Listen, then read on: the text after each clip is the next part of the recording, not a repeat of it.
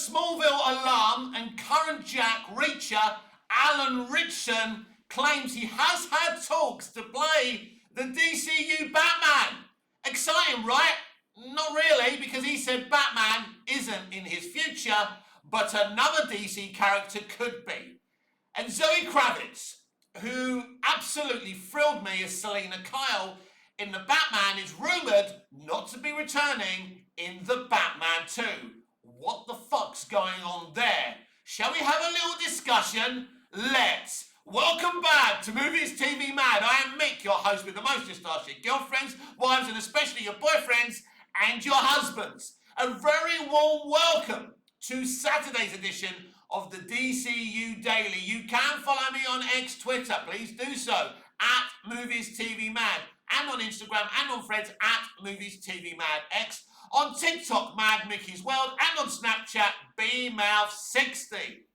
So, huge claims by Alan Ritchson, the actor who plays Jack Reacher so magnificently. Now, Alan has been a huge fan cast for many DC fans to play the DCU Batman, and finally, yesterday, while promoting something else, that's the only time they let these things slip, to kind of get some interest in the crappy shit they're promoting at the time, right? So during an interview, he said he has had discussions with WB. He didn't name Gunn specifically, but he said he has had discussions to play the DCU Batman. He then said that Batman isn't in his future, but another DC character is. So what the fuck is going on here? Well, with these kind of quotes, you've got to be very, very careful that they're not taken out of context, and what do they actually mean? From the outside looking in, he's saying, I've had discussions to play Batman, and that another DC character is in my future, wink wink, making it sound like he's definitely going to be involved with the DCU. Or could it be this? Batman isn't in my future, but hopefully maybe one day another DC character is. Maybe it's that. It's all about context, isn't it? That's not how the quote reads, but you've got to be really, really careful. Has James Gunn told him to say he had talks to play Batman, right? And then to cover himself, he told him, say he's not in your future, right? Because if something's a lie, you have to cover yourself, because Gunn will be desperate to make it look like he's making moves to cast the DCU Batman, because the natives are growing restless. This DCU Batman and this Batman 2 situation are fascinating to me, because there's so many lies being told. We've been told the reason for the delays of the Batman 2 are that Matt Reeves is very, very ill, or there's some kind of personal family problem. Who the fuck knows? If anything tragic's happening to that man and his family, I'm very, very sorry. But it's all rather odd, isn't it? But anyway, right, so this is an interesting scenario. Let's just pretend Alan Ritchson is being honest, telling the truth, that he was approached or to have discussions or an audition to play the DCU Batman. Why isn't he? He said himself, playing Batman isn't in his future. But why? He's buff, he's attractive, he's a solid actor, he is the name that everyone likes right now.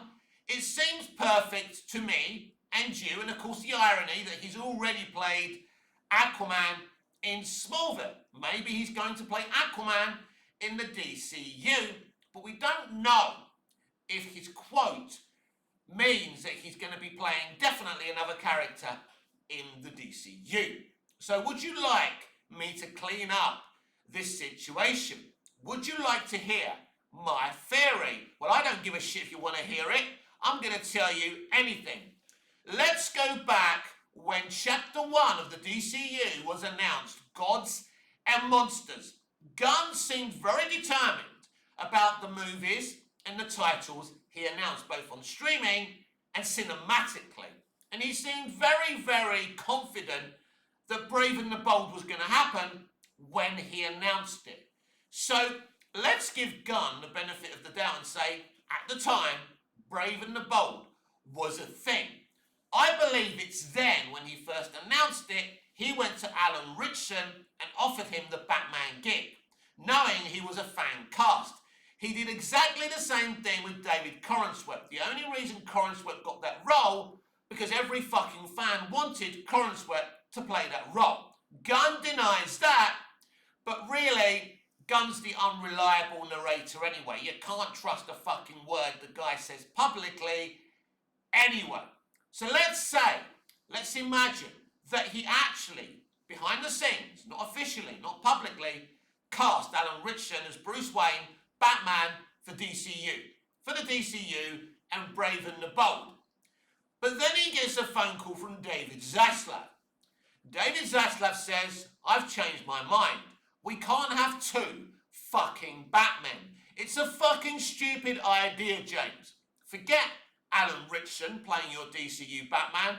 Brave and the Bold isn't happening. I'll repeat what I've said to you many times. I had an exclusive video many months ago. I was woken up very early in the morning, many months ago. And one of my sources, one of my friends within the industry said to me, Mick, Brave and the Bold, not happening. And I'm like, what the fuck? I've been drinking all fucking night. Am I imagining this? What the fuck's going on?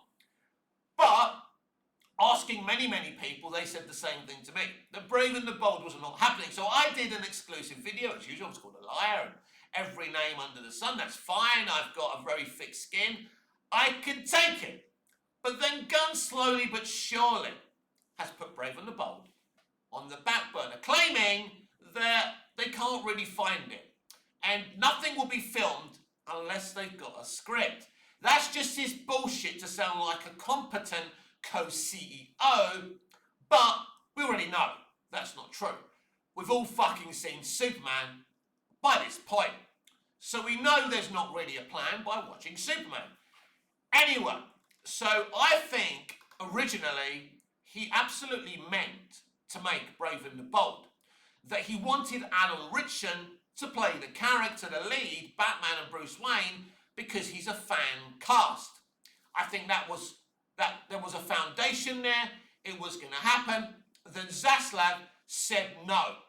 It must be utterly frustrating for James Gunn, coming in being appointed a co-CEO, thinking, yeah, we're going to be different to Zack Snyder. We're going to be able to do whatever we want. And the studio can't tell us what to do. Of course they can. They own your fucking logo, because you're not a real independent studio. Marvel Studios was a real independent studios that was bought by Disney. That's fucking different. DC Studios isn't a real fucking studio.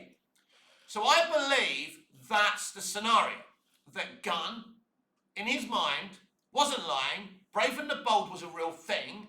It's right up Gunn's alley if you think about it. A bright, fun, kind of Batman, where this Batman isn't dark, isn't brooding, isn't grounded. He's more of what you see in Bruce Timm's Batman animated movies and, like what we saw in Batman the Animated Series, who is kind of brooding, but not as much as we get in the movies, if you like. So I think that Gunn absolutely had a vision for Brave and the Bold. Alan Ritchson was in. Then Zaslav pulled the pin and said, no, it ain't happening. And that's why I think Alan Ritchson said there were discussions for me playing Batman, but Batman is not in my future. That's interesting. Of course there is another fucking scenario. That originally, Brave and the Bold was going to happen with Alan Ritchson, but then Zaslav said, we can't have two fucking Batmen. I absolutely agree with Zaslav. Zaslav publicly said, we're not going to have two Batmen. It's there for everyone to read. Go and fucking find it. Where I don't know, you do some of the groundwork. I can't do everything for you, right? But I think it's at that point that Zaslav said, no, we want Robert Pattinson to be the Batman, right? We want Matt Reeves to be more involved on the DCU side. So this is why suddenly Matt Reeves, they're doing a lot of these kind of Batman villain characters and things like that. And suddenly Matt Reeves is getting involved over at the DCU side at production level. I still have a sneaky feeling that Matt Reeves may be announced as the co-CEO of DC Studios, replacing James Gunn. I've hinted about that before. We will see. But I think this is why Alan Ritchson said there were discussions for me to play the DCU Batman. So it's very, very interesting. That's how I see this situation.